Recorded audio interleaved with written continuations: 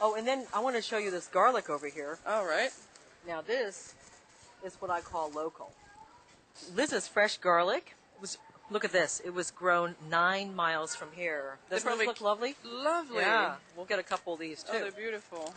All right. Ready to go back to the kitchen and whip up some. Look at those. A yummy feast. Yes.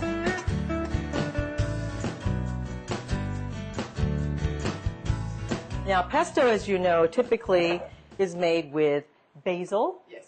You can use cilantro and make cilantro pesto, etc.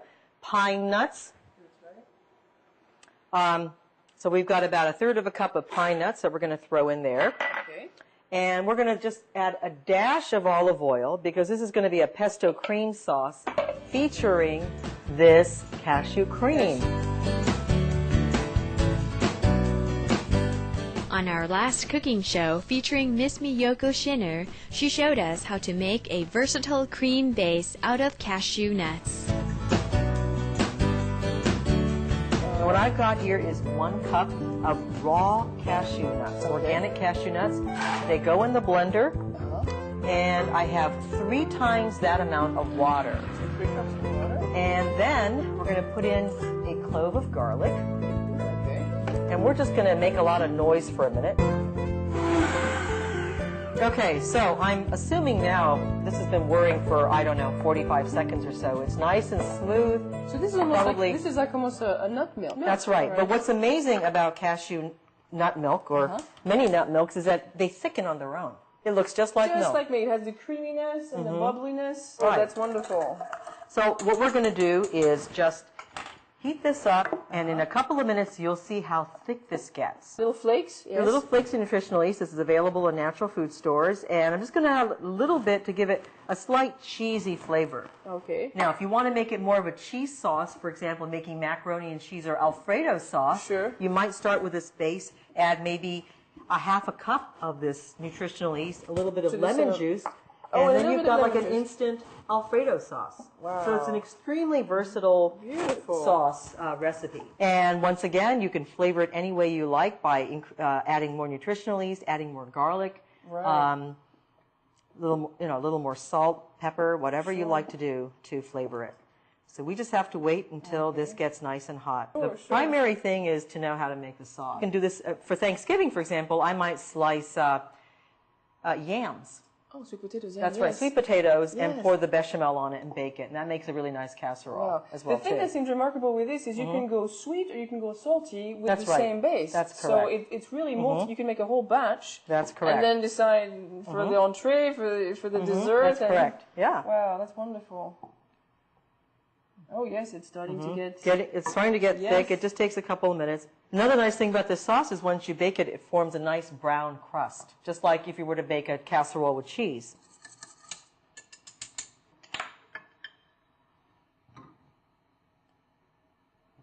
It has to come to a complete boil before it'll really thicken. Oh, so you do want to wait, and as soon as you see the bubble, yes. Yeah. But see, this is how you might want to serve it like this for a certain type of dish where you don't want it quite as thick. Right. And it's going to cook up and get thicker as it cooks. Yes. Oh my God. Oh my God. And then you could. Oh my God. This is really wonderful. So it's very smooth.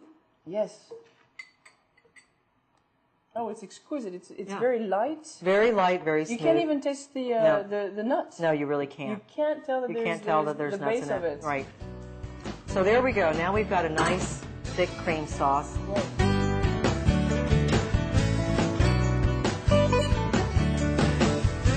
When we return after these short messages, we'll continue our pesto recipe using this creamy cashew base.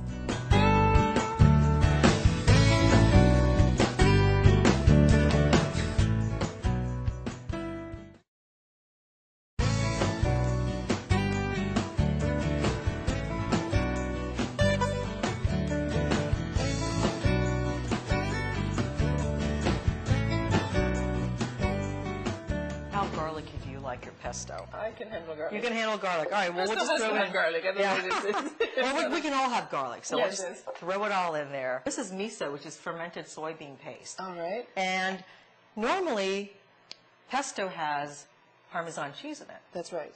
In lieu of Parmesan cheese and salt, we're going to add miso, which gives it sort of a cheesy, sharp flavor, All right. substituting for the Parmesan cheese and the salt.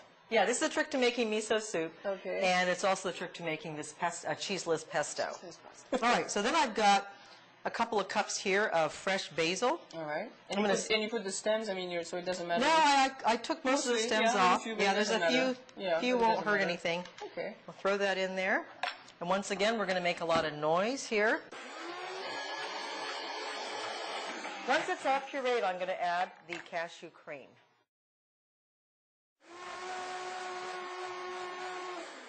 Okay, so now we've got our pesto ready. Put the cream in it. It's a nice, lovely green color, as you can see. And we're just going to heat it up for a second. Okay. All right. Now, I know a lot of people are concerned, who are turning to a vegetarian diet, are concerned about protein. Getting sufficient amount of protein, yes. And honestly, that's the last thing you ever want to worry about. Good. Most people get way too much protein. Oh, is that right? That's correct. Protein is in every food.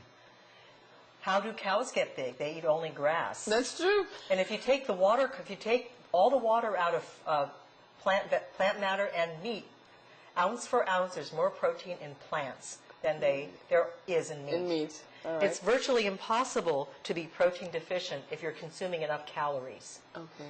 So that's actually a myth, and you do not need to worry about it.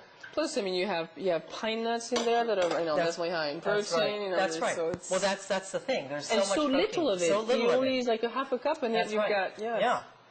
Okay, so we're just going to heat up the pesto sauce just very, very briefly. And it's very pungent in garlic, and there's no cheese in it.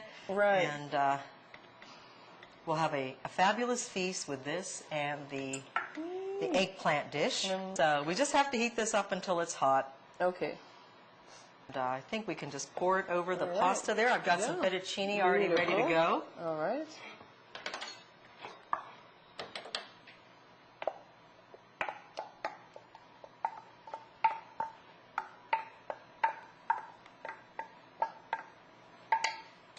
And we'll mix it. Toss it. Wow. The fragrance from this, I wish we could communicate it through the camera because it is so rich, and I've had a lot of pesto in my life in different parts of Europe, but this is, it's just has an amazing strength. I mean, not just the garlic, but everything, and it holds beautifully together. It's not liquid, it's not too hard either. It's not all oily. A lot of people. It's not all oily. That's not oily. That's right. Normally you would use olive oil. That's right. It swims in oil a lot of times. That's right. That's exactly right. Instead, So this it's is creamy. healthier too. Yes. There we go. Look There at is that. our pesto with cream sauce. Wow. Thank you so much for sharing the secret about the nut milk and then turning into cream. Anyone can do it. Anyone can do it. That's right. And if you're in a hurry, which That's right. most of us are, this is the way to do it. You need less ingredients. It's cheaper on your budget. Yes, that's These right. are all good things. Yeah. Wonderful.